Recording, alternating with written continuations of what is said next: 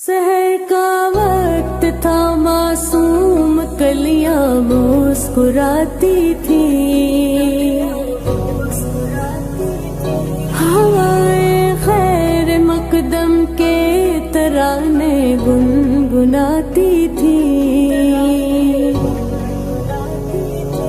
ابھی جبریل بھی اترے نہ تھے کعبے کے ممبر سے،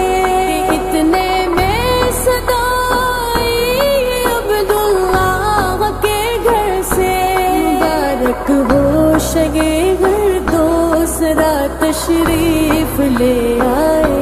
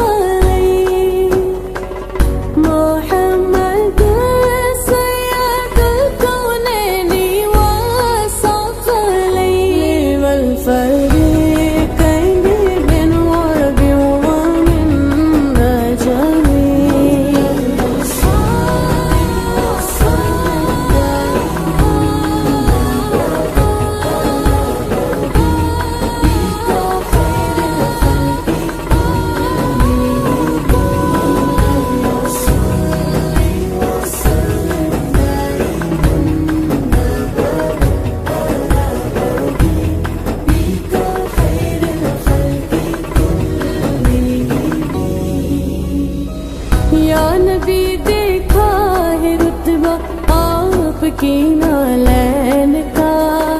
یا نبی دیکھا ہے رتبہ آپ کی نالین کا، عرش نے چوما ہے تلوہ آپ کی نالین کا، جس سے آگے جائے تو جل جائے پر جبریل کے، اس سے آگے جانا دیکھا آپ کی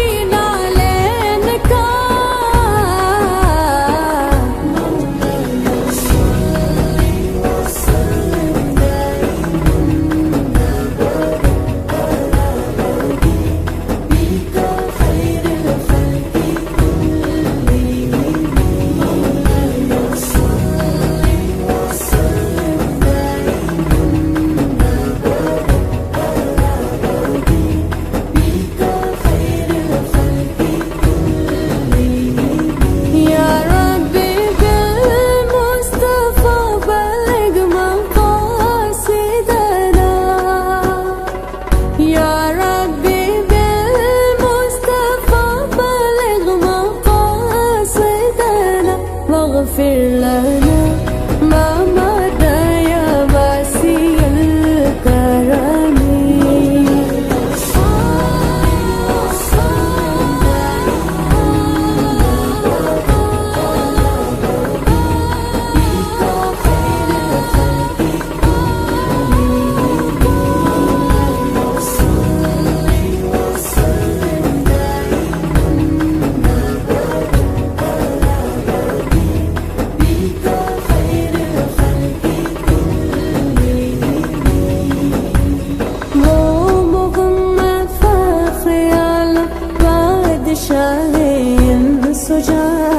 سید کونین سلطان عرب شاہ عجم، ایک دن جبریل سے کہنے لگے شاہ امم، تم نے دیکھے ہیں جواب بتلاؤ تو کیسے ہم، عرض کی جبریل نے شاہ دیے محترم، آپ کا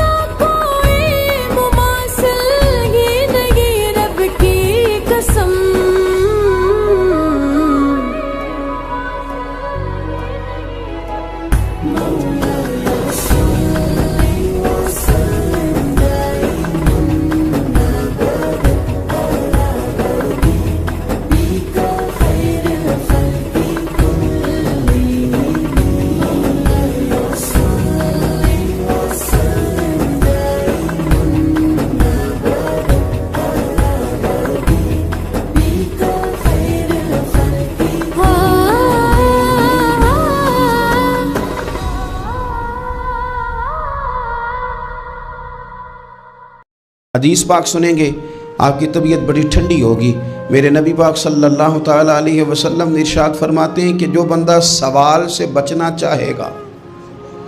ارادہ کرے گا اللہ میں نے کسی سے نہیں مانگنا،